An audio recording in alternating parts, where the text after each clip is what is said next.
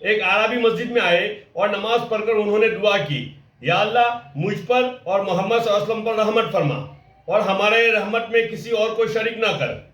حضور اکرم صلی اللہ علیہ وسلم نے ان کو دعا کرتے ہوئے سن لیا تو فرمایا کہ تم نے اللہ کی وسیع رحمت کو تنگ کیا۔ کیا دعا کی؟ یا اللہ مجھ پر اور محمد صلی اللہ علیہ وسلم پر، بس خالی ہم دونوں پر رحم فرما، ہے نا؟ تو آپ صلی اللہ علیہ وسلم نے سن لیا تو فرمایا کہ تم نے اللہ کی وسیع رحمت کو تنگ کیا۔ اللہ جل شانہ نے رحمت کے 100 حصے فرما کر ایک حصہ دنیا میں اتارا جس کو ساری دنیا میں تقسیم فرما دیا۔ اسی کی وجہ سے مخلوق ساری کی ساری جنات ہو یا انسان یا چوپائے ایک دوسرے پر رحم کرتے ہیں، آل اولاد پر، اپنے گھر پر، بیگانے پر جو رحم کرتے ہیں سب جی یہ اسی کا حصہ ہے۔ اور 99 حصے اپنے پاس رکھ لے، اللہ نے رحمت کے 99 حصے اپنے پاس رکھ لیے ہیں، مطلب سمجھے ایک حصہ خالی دنیا میں تقسیم کیا ہے رحمت کا۔ ہم کہتے ہیں نا کہ میری امی تو بہت اچھے اور میرے ابو تو بہت اچھے نے، میرا بھائی تو بہت اچھا نے، میری بہن تو بہت اچھی نے، میرا گھر والا نے، میری گھر والی نے، میری اولاد تو بہت اچھی نے، یہ تو ہمارے ساتھ بہت اچھا معاملہ کرتے ہیں، احسان کا، رحم کا، کرم کا معاملہ کرتے ہیں۔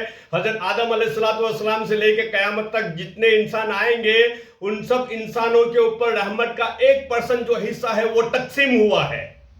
ان سب جناتوں کے اوپر، پہلے سے آخری جنات تک تمام جناتوں پر رحمت کا ایک حصہ اس میں سے تقسیم ہوا ہے۔ تمام جانور، بلی جو اپنے بچے کو دودھ پلاتی ہے، سانپ جیسا خطرناک جانور اپنے بچے کو پالتا ہے، پوستا ہے نا، مرغی جیسی کمزور جانور چیز، بتایا کہ جب بچہ پیدا ہوتا ہے، چوسا نکلتا ہے اندے میں سے تو کوے سے حفاظت کے لیے وہ دردناک اور خطرناک اور عبرتناک بن جاتی ہے، کیسی ڈراؤنی بن جاتی ہے اور جان کی بازی لگا لیتی ہے۔ یہ سب کیا ہے؟ یہ اللہ کی رحمت کا حصہ ہے۔ اور کتنا حصہ آیا؟ مرغی کے پاس کتنا حصہ آیا ہوگا؟ امی کے پاس کتنا حصہ آیا ہوگا؟ آپ کے ابو کے پاس کتنا حصہ آیا ہوگا؟ 1% سب کے اوپر ڈیوائیڈ ہوا ہے۔ کتنی مخلوق ہوگی؟ اربوں نہیں، خربوں کمپیوٹر فیل ہو جائے اتنی سب مخلوق ہوگی۔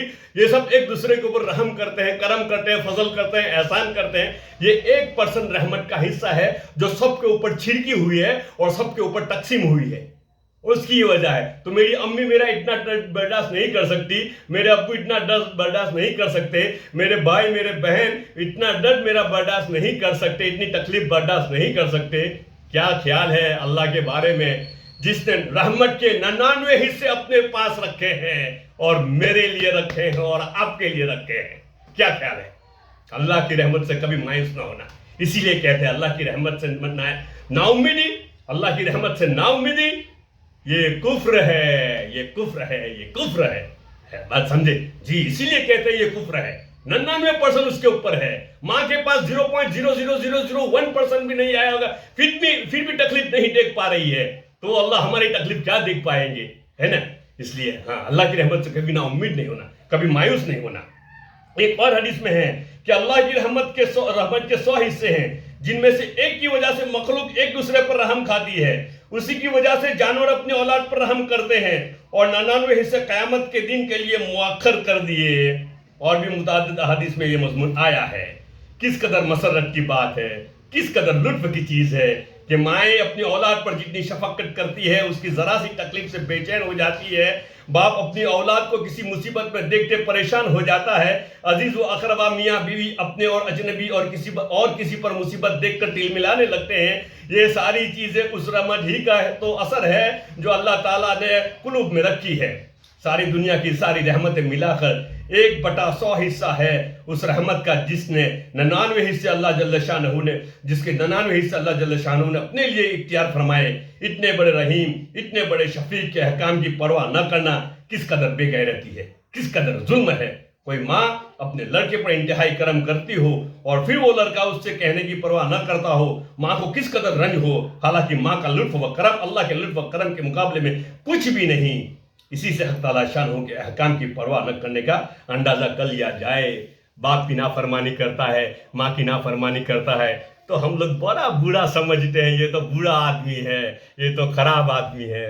اللہ کی نافرمانی کر رہے ہیں ہم، اللہ کی نافرمانی کر رہے ہیں۔ کیا خیال ہے ہمارے بارے میں؟ کیا خیال ہے ہمارے بارے میں؟